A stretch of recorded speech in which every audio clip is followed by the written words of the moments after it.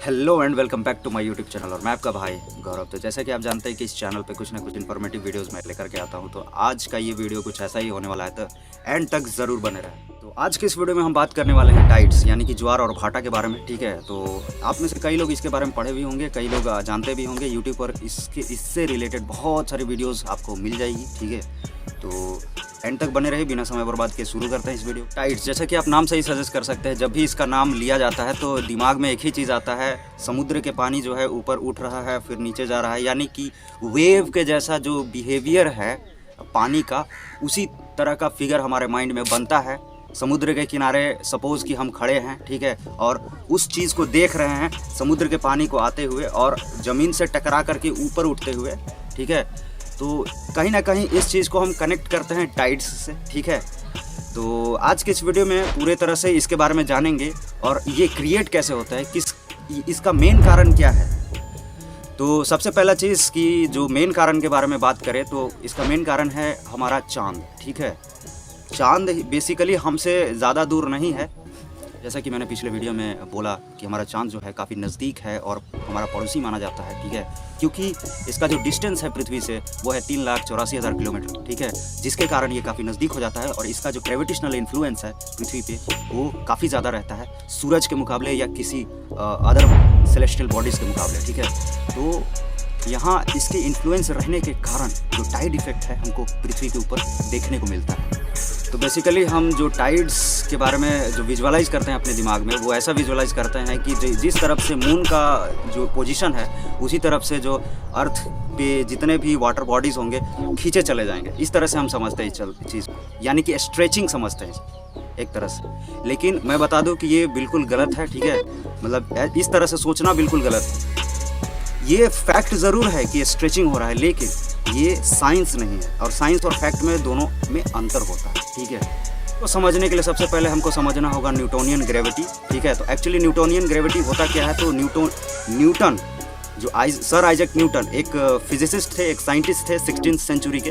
उन्होंने क्या किया कि एक मॉडल दिया और उसमें कहा कि जो पृथ्वी है वो नॉन इनर्शियल फ्रेम में है, यानी कि वो पृथ्वी मून की ओर एक्सेलरेट कर रहा है हर समय हर वक्त। ठीक है, तो ये काफ़ी हद तक सही भी है, क्योंकि हम डाउनफॉल या फ्री फॉल के बारे में बात करते हैं जब ग्रेविटी फोर्स के कारण चीज़ें अट्रैक्टेड होती हैं। ठीक है, तो अगर इस सेंस में बात किया जाए तो न्यूटोनियन ग्रेविटी जो है काफ़ी हद तक सही है हमारा। तो आखिर इसके पीछे कौन सी फिजिक्स छिपी हुई है, कैसा साइंस छुपा हुआ है। हम तो फैक्ट के बारे में बात कर लिए, फैक्ट को तो समझना बहुत आसान है, लेकिन फिजिक्स को समझना, साइंस को समझना थोड़ा मुश्किल हो जाता है, क्योंकि इसमें हमको प्रोसेसेस, थ्योरी और इसके ऊपर चीज़ों को समझना होता है। ठीक है, नॉन इनर्शियल फ्रेम यानी कि पृथ्वी जो है चांद की ओर एक्सेलरेट कर रहा है। पृथ्वी के जो तो पृथ्वी अगर चांद की ओर एक्सेलरेट करेगा, यानी कि जो पृथ्वी के ऊपर चीज़ें होंगी वो चांद की ओर एक्सेलरेट करेंगी, चांद की ओर मूव करेंगी। ठीक है, लेकिन हमको ये दिखेगा नहीं, बिकॉज नॉन इनर्शियल फ्रेम में हम क्या स्टडी करते हैं, जब भी हम फॉर एग्जांपल कि जब भी हम ट्रेन में बैठे हुए हैं तो ट्रेन में बैठते बैठते हमको ये नहीं लगता है कि हम मूव कर रहे हैं। ठीक है, जब बाहर हम देखते हैं तभी हमको लगता है कि हम मूव कर रहे हैं, क्योंकि चीज़ें पीछे जा रही होती है उस समय। लेकिन हम ट्रेन में जब बैठे होते हैं तो हमको ये पता नहीं चलता है कि हम मूव कर रहे हैं कि ये हम स्थिर रहते हैं वहाँ पे। उसी तरह से नॉन इनर्शियल फ्रेम को अगर समझना है तो पृथ्वी को एज अ ट्रेन समझना होगा हमको। ठीक है, और उस ट्रेन में हम सवार हैं, यानी कि पृथ्वी पे हम हैं, लेकिन हमको ये पता नहीं चल रहा है कि हम मूव कर रहे हैं कि नहीं कर रहे हैं। लेकिन एक्चुअल में क्या होता है कि वो जो ट्रेन है वो मूव कर रहा है, यानी कि पृथ्वी जो है एक्चुअली में मूव कर रहा है अपने जगह से।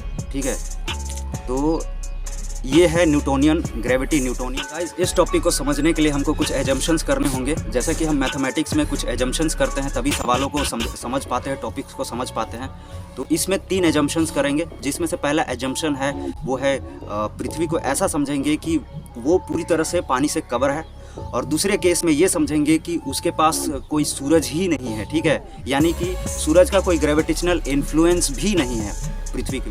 और तीसरा केस में ये समझेंगे हम कि पृथ्वी जो है, पृथ्वी पे जितना भी ग्रेविटेशनल इन्फ्लुएंस है चारों तरफ से, वो हम बंद कर सकते हैं फिर ला सकते हैं, बंद कर सकते हैं ला सकते हैं। ठीक है, तो ये मेरे हाथ में है कि मैं पृथ्वी पे ग्रेविटेशनल फोर्स ला सकता हूँ और बंद कर सकता हूँ। ठीक है, आपको बताया उसमें से पहला एजम्पशंस में हमने ये समझा था कि पृथ्वी जो है पूरी तरह से पानी से कवर्ड है। ठीक है, तो इसी चीज़ को लेकर के पहले हम टाइड इफेक्ट्स को समझते हैं, ठीक है। तो पहले तो हमको समझना होगा पृथ्वी जो है परफेक्ट सर्कल है, ठीक है, और उसके सर्कल पे कोई एक पॉइंट को हमको लेना होगा, ठीक है, उसके सरकमफेरेंस पे।